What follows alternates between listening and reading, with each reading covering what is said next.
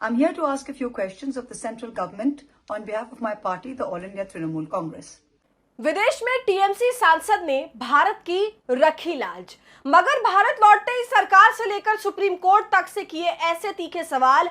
दोस्तों, अभिषेक बनर्जी के फूटे गुस्से और यू टर्न से अब खलबली मच गई है। ममता बनर्जी के भतीजे अभिषेक बनर्जी ने ऐसे सवाल दाग दिए जिससे न सिर्फ सत्ता पक्ष की हालत खराब है बल्कि सुप्रीम कोर्ट की भी हालत खराब हो गई है। और इस सब में अब महुआ मोइत्रा की भी एंट्री हो गई है। महुआ ने कह दिया है कि देशद्रोही नहीं हूं मैं, जिसके बाद सीजीआई गवाही भी हिल गए हैं। तो टीएमसी मंडली अब कैसे सरकार समेत एससी की बखिया उधेड़ रही है, जिससे ये मुंह छिपाने पर मजबूर है। सब कुछ आपको बताऊंगी इस वीडियो में, तो आप हमारे साथ अंत तक बने रहिएगा। नमस्कार, आदाब, आप देख रहे हैं खबर अड्डा और मैं हूं आपके साथ सुम्बुल ईरम। तो दोस्तों, अपनी दहाड़ से सदन हिला देने वाली टीएमसी सांसद, जी हां, ममता की शेरनी महुआ मोइत्रा ने और साथ में ममता के भतीजे टीएमसी सांसद अभिषेक बनर्जी ने अब मोदी सरकार के साथ साथ न्यायपालिका पर भी गंभीर सवाल उठा दिए। दोस्तों, भाजपा सरकार से कुछ उम्मीद तो नहीं है किसी को, क्योंकि उसने अपनी छवि एक ऐसी बना ली है कि जनता अब कुछ उम्मीद नहीं कर सकती इस सरकार से। लेकिन देश में सरकार के अलावा न्यायपालिका वो एक इकलौती जगह है, वो न्याय की जगह जिस पर जनता की उम्मीद रहती है। लेकिन अब कहीं ना कहीं न्यायपालिका ने भी देश की जनता की उम्मीदों पर पानी फेरा है। ये कहते हुए अभिषेक बनर्जी नजर आए हैं, उनके सुर में सुर मिलाया है महुआ मोइत्रा ने और सवाल खड़े किए हैं।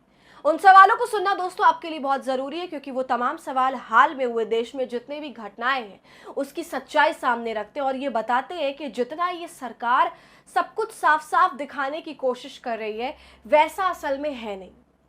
दोस्तों, ऐसे सवाल मोदी सरकार और न्यायपालिका से पूछे गए हैं कि दोनों स्तंभ हिल गए और ये सवाल खड़ा कर रहे हैं कि क्या न्यायपालिका, जो लोकतंत्र का तीसरा स्तंभ है, जहां हम आखिरी उम्मीद लेकर पहुंचते हैं, क्या वो न्यायपालिका भी सरकार के आगे नतमस्तक हो चुकी है? दरअसल हुआ ये कि टीएमसी सांसद अभिषेक बनर्जी, महुआ मोइत्रा दोनों ने सुप्रीम कोर्ट को ही घेर लिया। सबसे पहले ये ट्वीट देखिए। अभिषेक बनर्जी, जिन्होंने पहलगाम हमला और ऑपरेशन सिंदूर की ब्रीफिंग के लिए सरकार द्वारा जो डेलीगेशन टीम मेंबर बनाई गई थी उसके अंदर वो थे, विदेश दौरा उन्होंने किया हाल में और अब एक्स पर पोस्ट किया है उस मुद्दे को लेकर। सरकार और न्यायपालिका को उन्होंने बेपर्दा किया है और 5 गंभीर सवाल पूछे हैं। देखिए, अपनी ट्वीट की शुरुआत में वो कहते हैं, पहलगाम में हुए आतंकी हमले को 55 दिन से ज्यादा समय बीत चुका।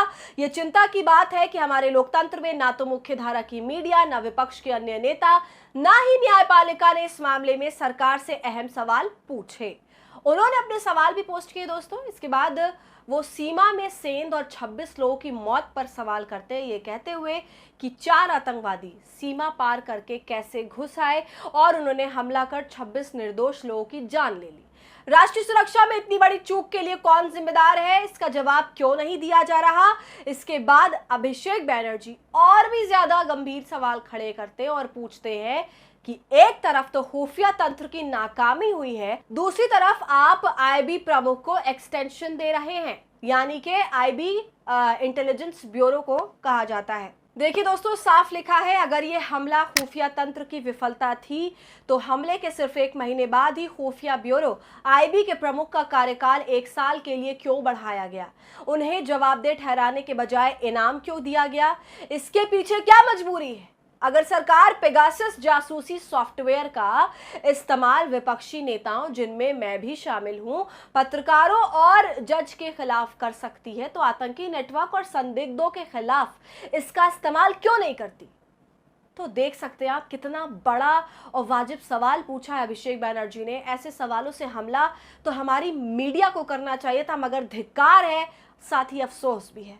आगे देखिए, एक और सवाल, सबसे जरूरी सवाल, इस क्रूर धर्म के आधार पर किए गए नरसंहार के लिए जिम्मेदार 4 आतंकवादी कहां हैं? क्या वे जिंदा हैं या मर चुके? अगर उन्हें मार गिराया गया है तो सरकार ने इसकी साफ जानकारी क्यों नहीं दी, और अगर नहीं तो ये चुप्पी क्यों बरकरार है? चौथा सवाल देखिए दोस्तों, अब पाकिस्तान ऑक्यूपाइड जम्मू कश्मीर को भारत कब वापस लेगा?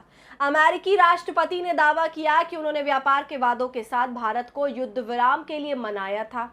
सरकार ने इस दावे का आधिकारिक जवाब क्यों नहीं दिया? 140 करोड़ भारतीयों की भावनाओं की अनदेखी क्यों की गई? इस समझौते के पीछे क्या कारण थे?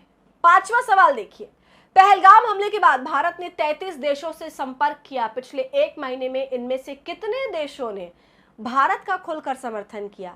अगर हम सचमुच विश्व गुरु और दुनिया की चौथी सबसे बड़ी अर्थव्यवस्था है, तो हमले के तुरंत बाद IMF और विश्व बैंक ने पाकिस्तान को 1 अरब 40 अरब डॉलर की वित्तीय सहायता और निवेश की मंजूरी क्यों दी?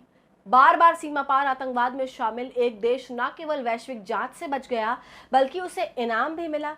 सबसे हैरानी की बात, हमले के एक महीने बाद पाकिस्तान को संयुक्त राष्ट्र सुरक्षा परिषद की आतंकवाद निरोधी समिति का उपाध्याय क्यों बनाया गया? दोस्तों देख सकते हैं आप, ये पांचों के 5 सवाल इतने ज्यादा जरूरी है। बिल्कुल सटीक सवालों का जवाब मिलना हर देश के नागरिक का जवाब है। इस देश के नागरिक का उसे जानने का पूरा हक है। और ये तमाम सवाल ऐसे हैं जो कई तरह के शक पैदा करते हैं, जिनको सरकार ने अभी तक क्लियर नहीं किया।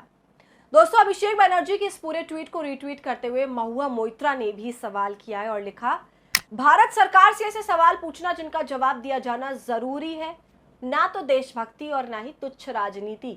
अब समय आ गया है कि देश को सच बताया जाए, हमें जवाबदेही चाहिए, गोल गोल हमें मत घुमाइए। दोस्तों ये सारे सवाल ऐसे थे जिन्हें हम भी लगातार पूछ रहे हैं, मगर प्रधानमंत्री मोदी ने और उनकी मंडली ने इतना दम नहीं है कि वो इन सवालों का सामने आकर मुखरता से जवाब दें, अपने देश की जनता से मुखातिब हो। बल्कि प्रधानमंत्री मोदी ने अपना पल्ला झाड़ते हुए तमाम नेताओं को अलग अलग देश में भेज दिया भारत का पक्ष रखने के लिए।